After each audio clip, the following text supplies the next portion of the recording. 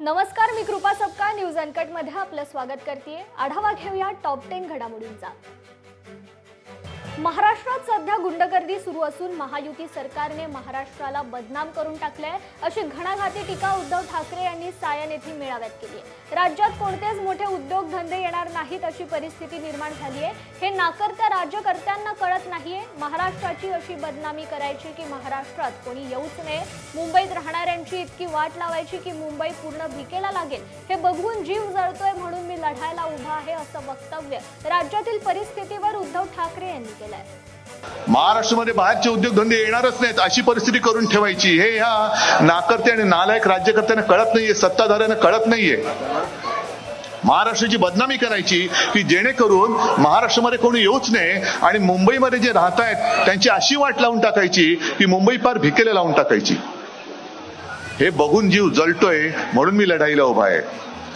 मला सुद्धा काय साठवलोट करायचं असं करून मी मोकळा झालो असतो, तुम्हाला कळलं पण नसतं, पण मी गरिबांसोबत उभा राहिलो कारण ही माझी ताकद आहे आणि यांच्यासाठी म्हणून मी लढाईला उभा राहिलेलो आहे।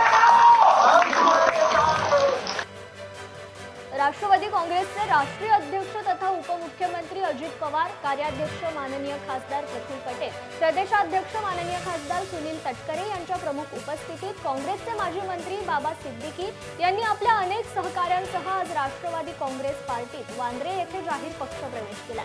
सिद्दीकी यांच्या प्रवेशामुळे राष्ट्रवादीची मुंबईमध्ये ताकद वाढणार आहे। पुढील काळात आणखीन काही मोठे नेते राष्ट्रवादीमध्ये प्रवेश करतील अशी माहिती सूत्रांकडून मिळते।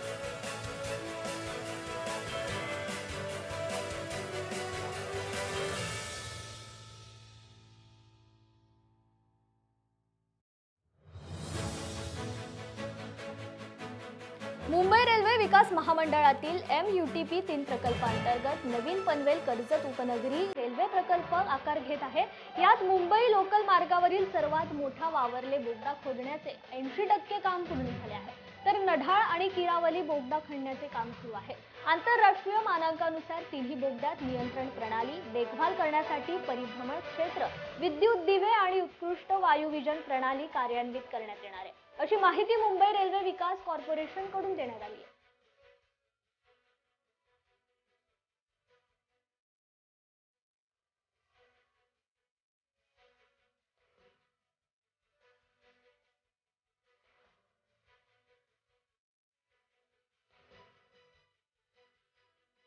ओबीसींची वाट लावून नवीन अध्यादेश काढू देणार नसल्याचं विरोधी पक्षनेते आणि ओबीसी नेते वडेट्टीवार यांनी म्हटलं होतं। त्यांना जरांगे पाटलांनी प्रत्युत्तर दिले। भुजबळ आणि वडेट्टीवार हे शेपूट नसल्यासारखं बोलत असून जेव्हा राहुल गांधी सांगतात तेव्हाच वडेट्टीवार बोलतात, त्यामुळे हे त्यांच्या राजकीय करिअर आणि माणुसकीसाठीही चांगलं नाही असं जरांगे यांनी म्हटलंय। त्याचबरोबर दोन्ही नेत्यांनी पदाची लाज राखली पाहिजे अशी खोचक टीका मनोज जरांगे पाटील यांनी केली आहे। आता पुन्हा उपोषण हे नेमकं कशासाठी कळत नाही। भुजबळ पण बोलले आणि वडेट्टीवार पण बोलले, दोघं असले जिथं शेपट नसलेले असल्यासारखं बोलायचं। कधीतरी लाज राखली पाहिजे त्यांनी, त्या पदाची तरी, स्वतःची तर नसनच त्यांना, पदाची तरी राखली पाहिजे। आणि वडेट्टीवार साहेबांनी त्या भंगाऱ्याचं ऐकून त्यासारखं नाही बोलायला पाहिजे। विरोधी पक्षनेता विचारानं चांगला असला पाहिजे, सगळ्या जनतेचा असला पाहिजे, त्याचं ऐकून कायला बोलतो, ते तर व्हायलाच गेलेले पहिलेच। आज महाराष्ट्रामध्ये एससी आणि एसटी यांना पूर्ण फी माफ आहे। केंद्र सरकार 60% आणि राज्य सरकार 40% सवलत देतं। त्या धर्तीवर 8 लाखांपेक्षा कमी उत्पन्न असणाऱ्या ओबीसी आणि मागासवर्गीय मुलींची 100% फी माफ करण्याचा निर्णय सरकारने घेतला असून त्यासाठी 1000 कोटींचा खर्च येणार आहे। त्यामुळे आता महाराष्ट्रातल्या कोणत्याही जातीच्या, पंथाच्या, धर्माच्या मुलीला मेडिकल, इंजिनिअरिंग सोबतच डीमड युनिव्हर्सिटीतही फी भरावी लागणार नसून मुलींचं शिक्षणाचं प्रमाण वाढेल असा विश्वास चंद्रकांत पाटलांनी यावेळी व्यक्त केलाय।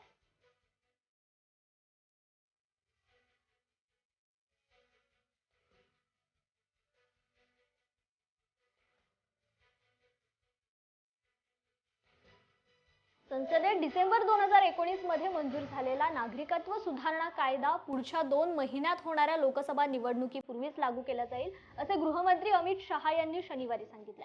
हा कायदा कोणाही भारतीयाचे नागरिकत्व हिरावून घेण्यासाठी नसल्याचेही त्यांनी स्पष्ट केलंय। अमित शहा यांनी एका कार्यक्रमात बोलताना ही माहिती दिली आहे। मगर मैं आज इस सभा में कहकर जाता हूं, ममता दीदी, सीएए देश का कानून है, इसको कोई रोक नहीं सकता और हम सीएए को लागू कर रहेंगे। भाई और लोकसभा निवडणुकीच्या आधी इंडिया आघाडीला आणखी एक मोठा झटका बसलाय। नितीश कुमार, ममता बॅनर्जी आणि अखिलेश यादव यांच्यानंतर आता आम आदमी पक्षाचे नेते आणि दिल्लीचे मुख्यमंत्री अरविंद केजरीवाल देखील काँग्रेसवर नाराज झाले। केजरीवाल यांनी चंदीगड आणि पंजाब येथे लोकसभा निवडणुकीत कोणासोबत आघाडी करणार नसल्याची घोषणा केली आहे। आपने पंजाब आणि चंदीगडमधील 14 जागांवर स्वबळावर निवडणूक लढवणार असल्याचं सांगितलंय। बहुत काम होने वाला है।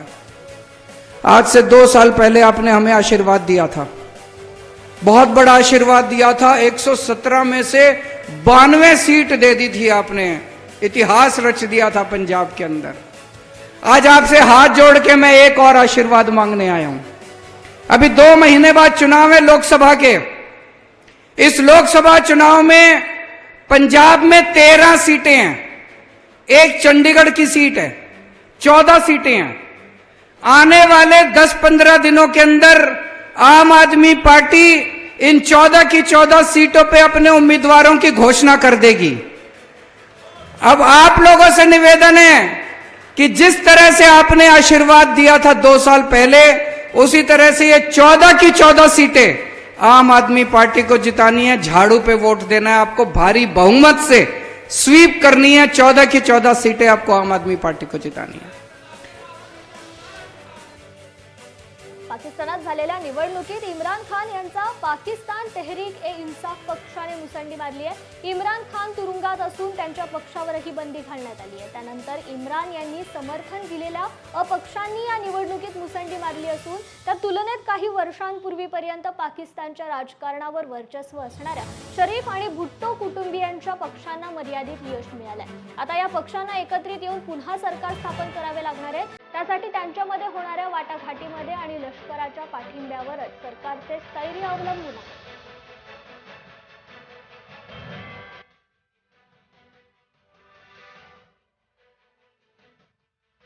दिल्लीत पुन्हा एकदा विविध मागण्यांसाठी शेतकऱ्यांनी कूच केलंय। 13 फेब्रुवारी रोजी दिल्ली चलोची हाक शेतकरी संघटना नेमली आहे। यामध्ये सुमारे 200 शेतकरी संघटना सहभागी झाल्या असून किमान आधारभूत किमतीसह इतर मागण्यांसाठी सरकारवर दबाव निर्माण करण्याच्या उद्देशाने हा मोर्चा निघालाय। पण हरियाणातून निघालेल्या या शेतकऱ्यांना थोपवण्यासाठी दिल्ली हरियाणा बॉर्डर सील केली आहे, तर हरियाणात इंटरनेट सेवा बंद करण्यात आली आहे।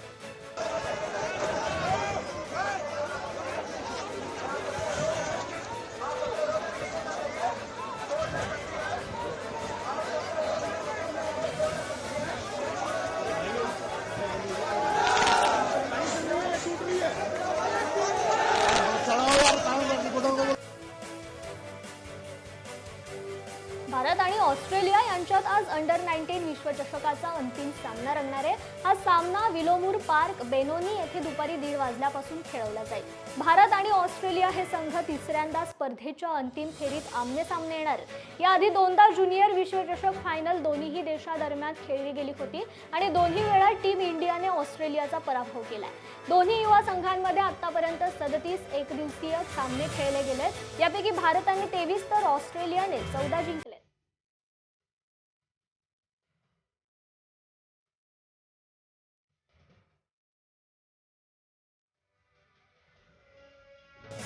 या बातमीसह टॉप 10 मध्ये इथेच थांबूयात। पाहत रहा न्यूज अँड कट। धन्यवाद।